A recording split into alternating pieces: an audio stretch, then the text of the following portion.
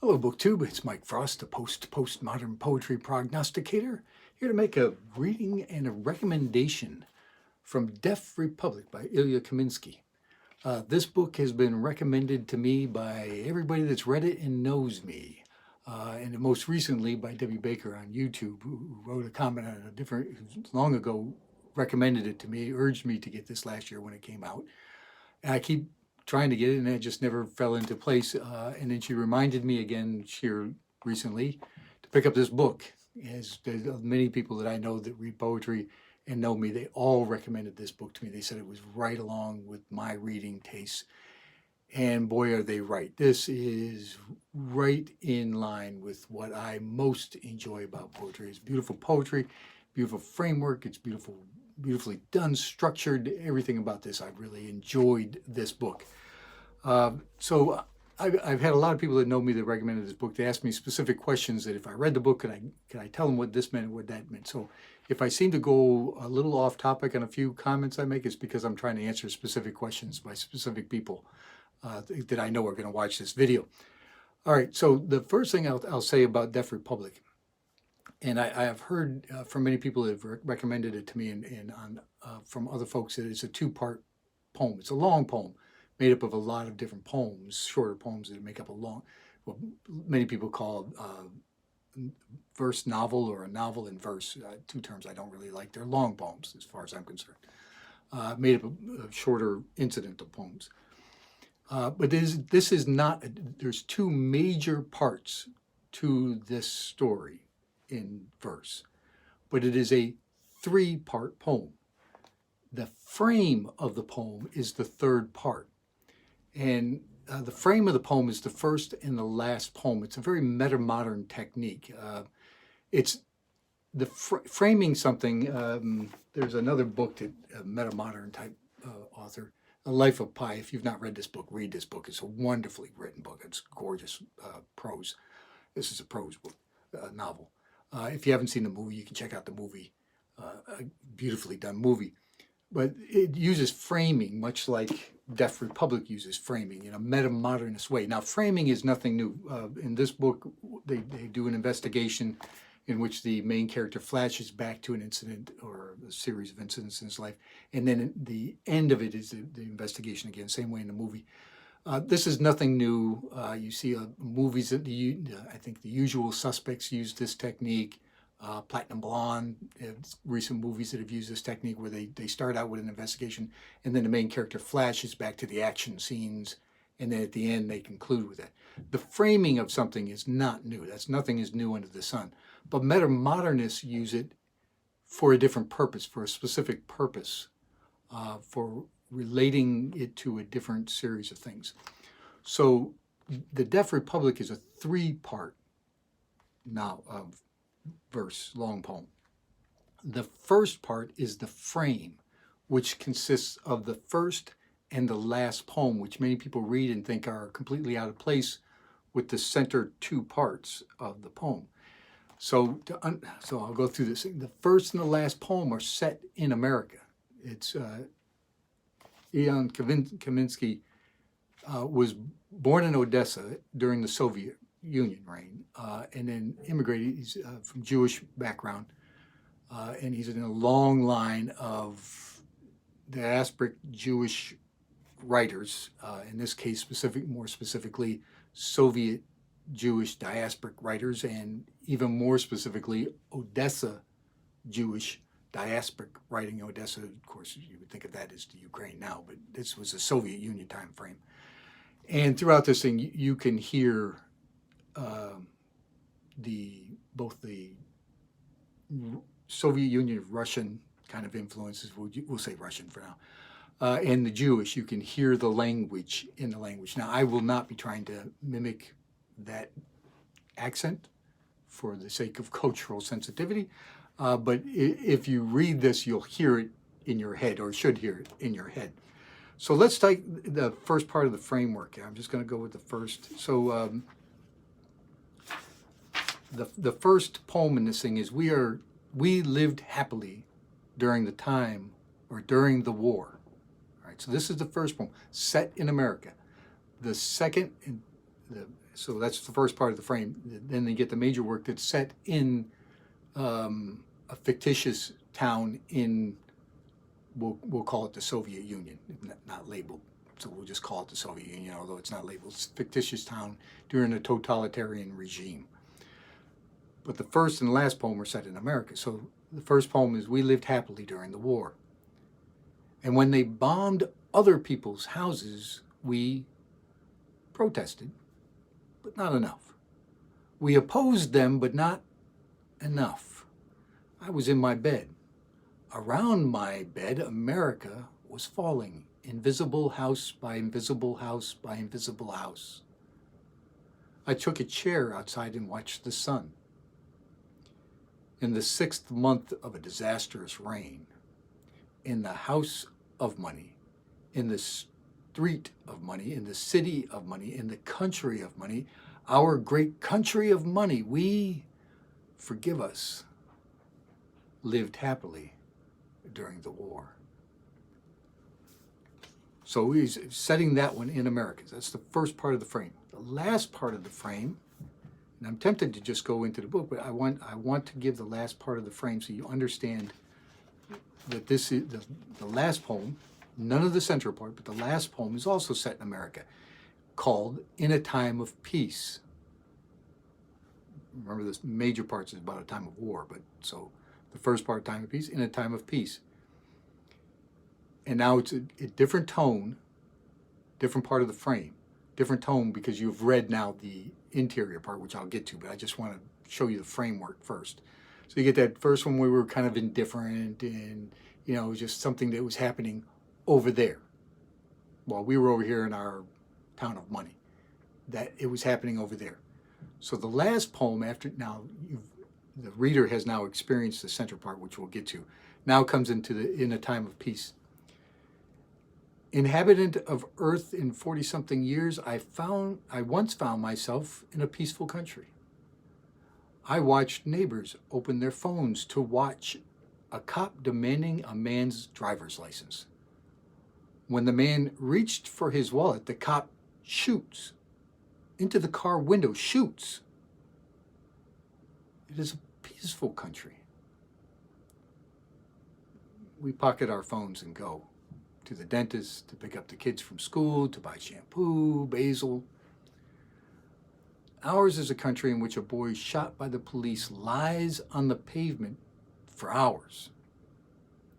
We see in his open mouth the nakedness of the whole nation. We watch. We watch others watch. The body of the boy lies on the pavement exactly like the body of a boy. It is a peaceful country. And it clips our citizens' bodies effortlessly, the way the president's wife trims her toenails.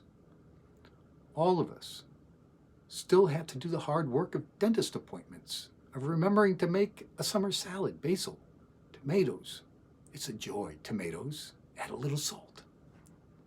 It's a time of peace. I do not hear gunshots, but watch birds splash over the backyards of the suburbs. How bright is the sky as the avenue spins on its axis? How bright is the sky? Forgive me. How bright? All right, so in a reader's fashion, you wouldn't have experienced that poem with the difference of that poem from the main body. So we'll go back to the beginning of this thing. Remind ourselves here that the first poem was basically, when we lived happily during a time of war, this war was happening elsewhere.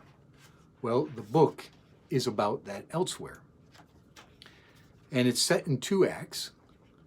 The first act, Act 1, is entitled "The Townspeople Tell the Story of Sonya and Alfonso." So this is a specific story about Sonya and Alfonso, both residents of this fictitious town of Vasenka. It has a list of the people that are involved in this in the first part. And I wrote all over this book. This book has just got beautiful connections between the poems. It's got beautiful phrasing. I'll hit on some of those because some of them were asked specifically. The first part is about Sonia and Alfonso's the major parts of the most, probably 90% of the poems in the first part come from the point of view of Alfonso. Sonia is his wife. Sonia is pregnant with their child, who is born in one of the latter poems. Her name is Anushka. So Anushka is, spoiler alert, she's basically the symbol of the future of these people, their social future, who they will be in the future. She is not even born when the soldiers come. So they live in a place of peace. And then the first poem is called Gunshot. Our country is a stage, it begins. When soldiers marched into town, public assemblies are officially prohibited. But today, neighbors flock to the piano music from Sonia and Alfonso's puppet show in the central square. Some of us have climbed up into trees, others hide behind branches and telephone poles. When Petya, the deaf boy in the front row, sneezes, the sergeant puppet collapses, shrieking. He stands up again, snorts, shakes his fist at the laughing audience. An army jeep swerves into the square, disgorging its own sergeant. Disperse immediately! Disperse immediately! The puppet mimics with a wooden falsetto. Everyone freezes except Petya, who keeps giggling. Someone clasps a hand over his mouth.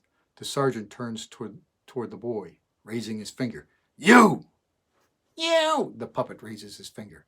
Sonya watches her puppet. The puppet watches the sergeant. The sergeant watches Sonia and Alfonso. But the rest of us watch Petya lean back, gather all this spit in his throat, and launch it at the sergeant. The sound we do not hear lifts the gulls off the water. That sound that we do not hear, of course, is the gunshot that kills Petya, the boy, deaf boy Petya. Now, we don't know this yet because we haven't read the rest of it, but you'll remember from that last poem, the narrator of that poem says in the last stanza, I do not hear gunshots, after just speaking of the two men that were shot by the police. It's an echo, and this series of poems is just full of these kind of echoes. It's beautifully placed, beautifully done. All right, so trying to go through this now, it goes through the soldiers march. Alfonso covers the boy's face with a newspaper. So I can't read it. I wish I could, but I can't read every single poem in this thing. But in this poem, some of the images, I'll give you just a couple of beautiful images throughout this thing. But boy Petra lies on the ground, and Sonya goes over, picks up his spectacles, shining like two coins, balance them on his nose. And it's that image of the coins placed on the eyes for the ride over the river Styx, these kinds of images. And then there's a phrase that repeats in several of these poems that indicates a switch in tone or feeling from realism to more like a magical realism.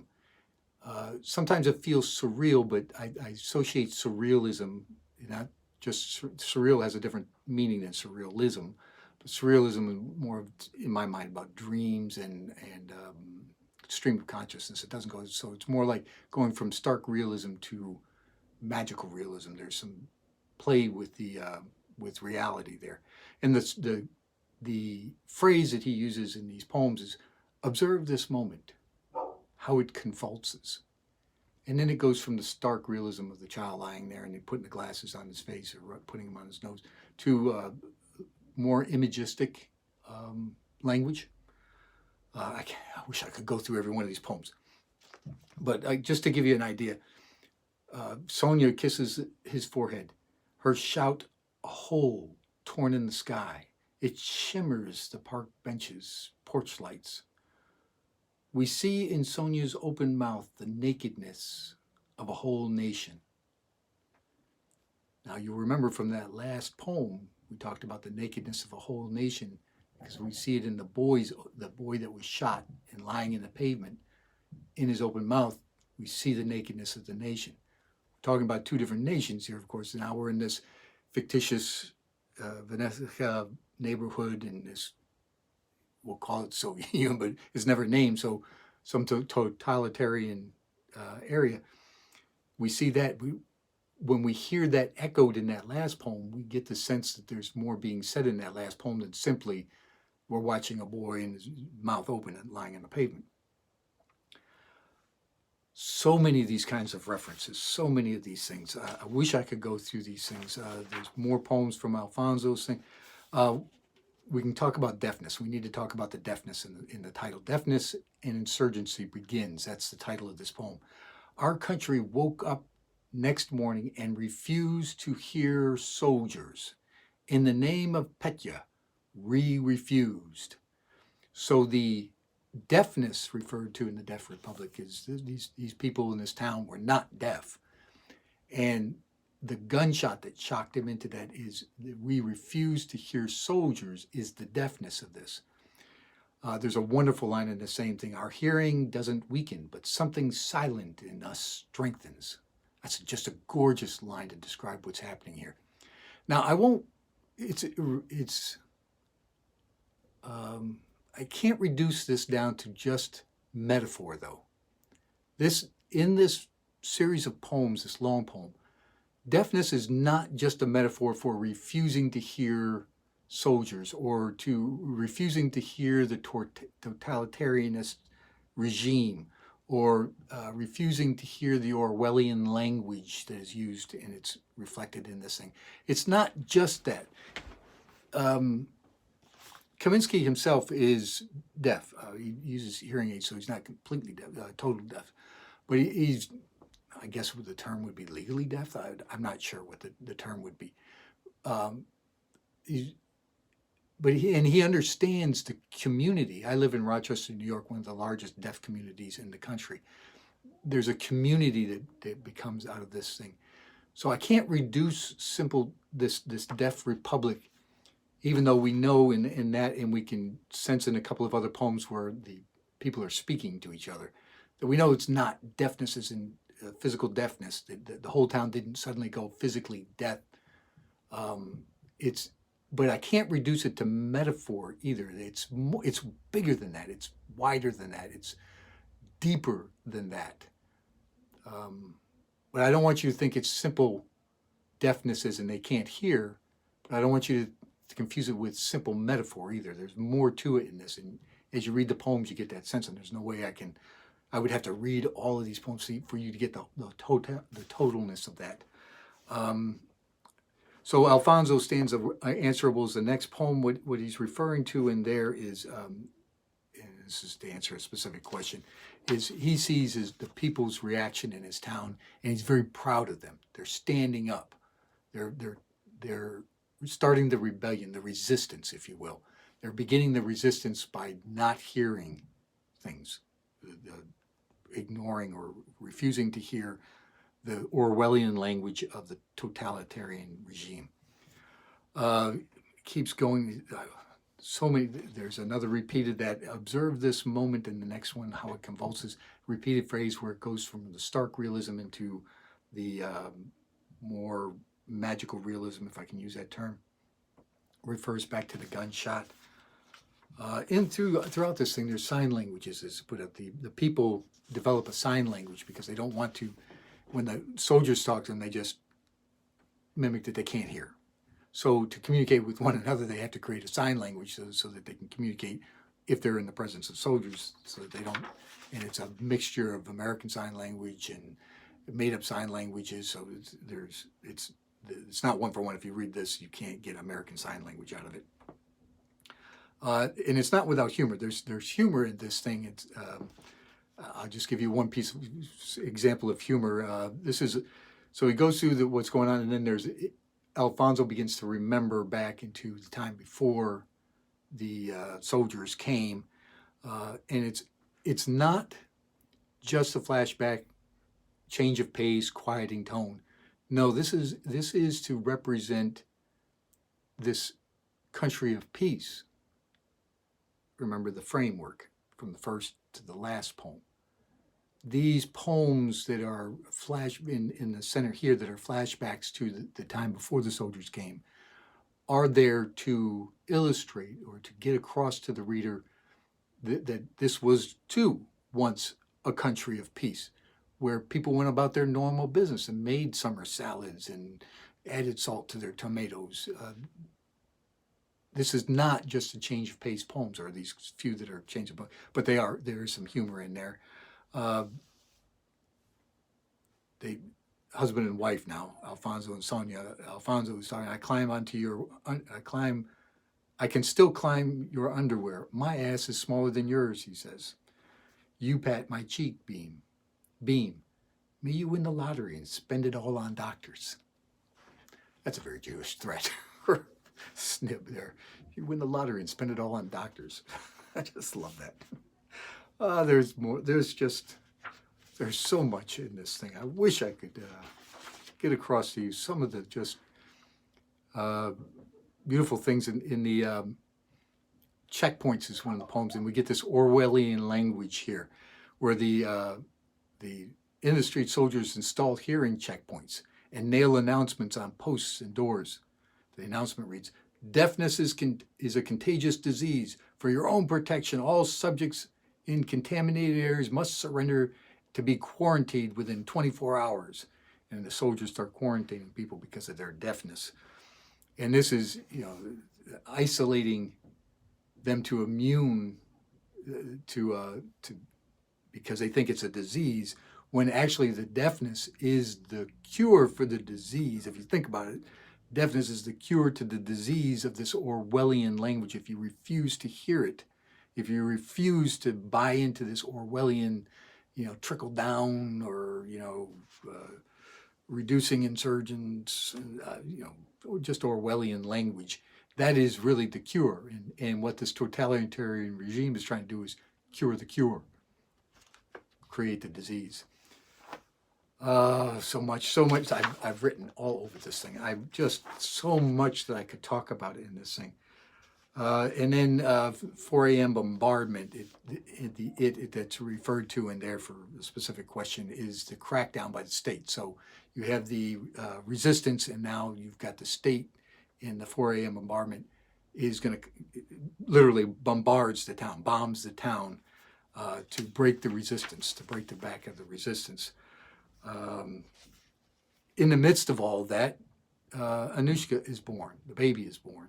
So we have the baby coming and a lullaby, and it's just gorgeous. And then there's this question. It's repeated 3 times in this text. The title of each of the poems is the same, question. The first one is, in the first instance, is, what is a child? A quiet between 2 bombardments. And if you just read that one, you think, okay, maybe because the child was born, there was a bombardment, there was bombs dropping, and then there was a quiet, and the baby was born, and then there's bombs dropping. You get that. But then when it's repeated later on, it's when it's talking about Alfonso, it says, what is a man? A quiet between 2 bombardments. And the same thing is said of Sonya. What is a woman? Quiet between 2 bombardments. So you get a sense that there's more to it than just literally the child was born between 2 bombings. And then there's just gorgeous language. I'm underlining gorgeous language and wonderful phrases and references back and forth between poems that tie these things all together. That's why I say it's a long poem. It's not a series of poems. It's more like a long poem because it's just so textually connected. I wish I could go through each one of them. Okay, so then, so the child is born, and there's some other poems, and then you get in A Dog Sniffs, Sonya is disappeared. That's the phrases that are used here. So if you read The Dog Sniffs, I'm answering a specific question here. What that's referring to is Sonya is taken. She's disappeared. We don't know what happened. She just gets taken. And then in What We Cannot Hear, referring back to the puppets, there's references there, repetition. Sonya is executed in Central Square. There's very Orwellian language put up in there. They shoot her and basically put it, the troops are fighting for your freedom, is the phrase that's used by the soldiers. That's why they're executing Sonya, because they're fighting for your freedom. They're killing everybody in this crackdown. So Sonya is executed. Of course, there's the widower that follows for his wife. So you've got Alfonso in mourning throughout some other poems that are just, heartbreaking. There's an elegy.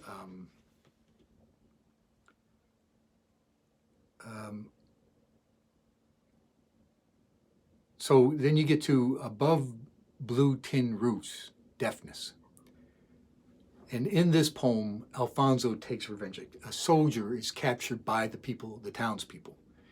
And they decide they're going to execute this soldier in revenge for what the soldiers have been doing to the townspeople. Now, townspeople haven't killed anybody at this point. And they're looking for somebody that will execute this person. And Alfonso volunteers and he kills the soldier. But you can tell that this affects Alfonso deeply. It's not easy to kill somebody if you're not you don't have the soldier's mentality. Can't blame it on your echelon. I was only following orders. But it's put out that it's put out. It says that a soldier on his knees begs as townspeople shake their heads and point at their ears. So he's begging for his life, and they're like, "Can't hear you." And Alfonso kills him. So that shakes the town. Now we've changed the town. We've changed Alfonso, and we've changed the town. In a city like a guillotine shivers on its way to its neck, you get the sense that Alfonso's in shock from what he himself has done. And then there's just a gorgeous couplet at the end of this thing. Now, our Jewish friends will understand this. So this is the ending couplet of the next poem. At the trial of God, we will ask, why did you allow all this? And the answer will be an echo. Why did you allow all this? That's a very Jewish, let's argue with God thing. So there's more. And the townspeople watch them take Alfonso, which I guess you can understand now. They've arrested Alfonso. The point of view suddenly switches to the townspeople. So they watch as Alfonso is taken, and Alfonso is executed. He's hung. Now, throughout these earlier poems, one of the things, I don't know if I mentioned it, was they have puppets. Whenever there's somebody that's disappeared, they hang a puppet outside the door because of the Petra, because he was at a puppet show. Their remembrance of the disappeared is to put a puppet outside the door, and it's outside the door. The poet here makes of Alfonso being hung, the imagery is he's a puppet. The same imagery, connecting him to all the rest of the disappeared. Then there's a eulogy here, and there's a phrase in this eulogy that's extremely important. The eulogy is the title, and it begins with the phrase, in italics, you must speak not only of great devastation. And then it goes on with the poem. And then there's another repeats of that refrain at the beginning of several. And that's a key phrase to the theme of the overall process. Now, again, the reader of tradition would not have gone to the end poem to see this, but here we are being silent, watching the watchers, instead of speaking of the small devastations, of the single, of the one. Here he says, don't just talk about the big wars, the huge things. You have to start by speaking about the individual, about the small things. Let me get back to that. So that's the eulogy for Alfonso. Then it goes into Act 2. The townspeople tell the story of Momma Galya. Momma Galya, to put it mildly, is a madam. And I don't mean madame, I mean madam. She owns the burlesque theater where some of the puppet shows go on, but Sonya and Alfonso were outside in the square. Remember, they're not part of this burlesque theater that Momma Galya owns. Momma Galya is a bit of a madam. She's a bit free thinking, but she's also part of the resistance. So we've gone from now the first part is about two individuals and what they do as part of the resistance. Now we're going into a wider picture of what the townspeople are doing, what the artists and the whores and now we're talking about townspeople. Now talking about Alfonso and Sonya. The picture becomes broader in how the townspeople are doing. So there are several of the poems I can see by the time that I'm going way over what I wanted to do, but for those that are reading ahead, specific questions, I'll have to get with you individually.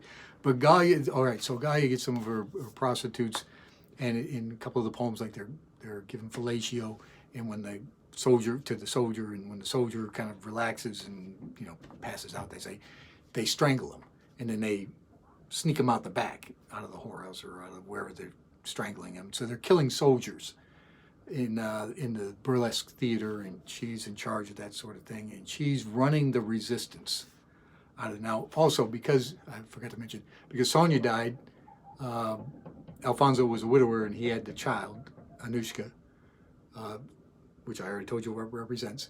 When he gets killed, Momma Galya takes Anushka, so she's now got custody of the child, and she's she's the leader of the resistance, not just individuals what they do, but this is the wider resistance. So she takes the child, which she's representing, of course, the future. The child lying on the cement, from Petra being killed, the child, and to the child in the end poem. I think you can get the connections there. So I'm running way over what I wanted to do. So let me just try to put this in. The second poem, Momma Galya, the madam, is running the town. So she's running the resistance and gets caught. Everybody starts to get caught. And the townspeople, because they're under such Orwellian and totalitarian repression, finally break, and they decide they're going to end the resistance. So they abandon the resistance, and they start, they turn in Momma Galya. They basically put her on the run. And in the latter poems, the men steal Anushka and take her away. So we never really learn the future or what happened to Anushka. She just gets moved away, and they basically eliminate Galya and eliminate, so the totalitarian regime wins, is the sad note of the thing. The resistance is broken. The people of the town abandon the resistance, and that's the end result of that. And then we get to In a Time of Peace, the last poem, which I will say so now, because we read the last poem first, and we kind of see what they're doing. The first reference, unfortunately, because there's been more than one shooting here in the United States of men in cars, and we can be more specific now, black men in cars, being asked for a license or being asked for something, and then the police officer shooting them because they went for whatever they were asked for. The two that come to mind is Castle. It was in Minnesota. That was in 2016. But the one that's referred to here, I did write this one down because I did Google it, was LeVar Jones in South Carolina on September 4th, 2014. I'm going to go with that was the reference. Unfortunately, it's happened more than once, but that was the reference, I think, here with the cop demanding the driver's license and the man reaching for his wallet, and the cop shoots into the car window. He shoots. I'm going with that 2004 LeVar Jones reference because the black boy that was shot, the child that was shot and left on the pavement for hours, is referring to Michael Brown in Ferguson, Missouri, and also in 2014, where his body was left on the ground, and it was a huge uproar.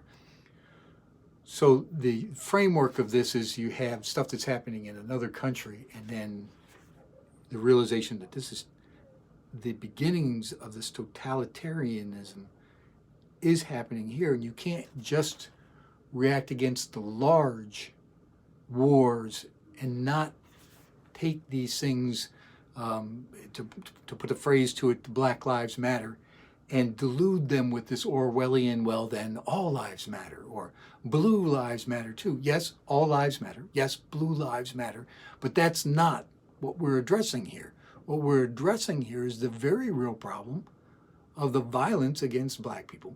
And Ilya Kaminsky is not a black or African American. He's immigrant from Russia, or the Soviet Union, more Ukraine is the actual place where it would be now, writing these things because he, as all Jewish people know, there's the old story, they came for the Jews and I didn't do anything because I'm not Jewish. They came for the Catholics, but I didn't do anything because I'm not Catholic. They came for the Gypsies, but I didn't do anything because I'm not Gypsy. And then they started coming for me, but there was nobody to help. You know, that's an old Jewish story that goes, and this is what he's trying to get across here. This is the framework that metamodernism uses differently than just a framework of saying, okay, this is a flashback, and then we go back to the real story. The frame actually gives you the theme and drives home this.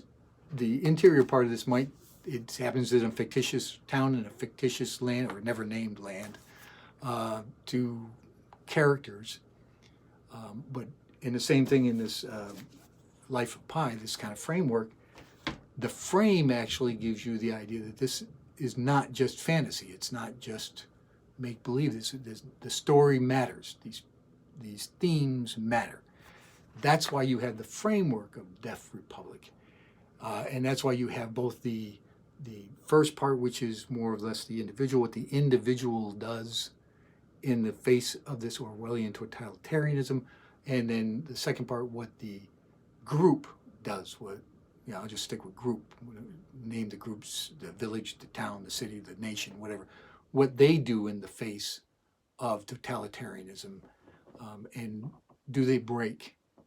And if they break, what happens to the future? Well, we never find out what happens to the future because we don't know what happens to Anushka.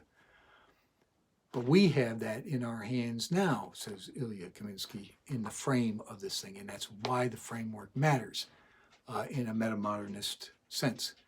And I've already gone way over. There's so much more I could discuss with this book. It's so gorgeous. I'm so happy.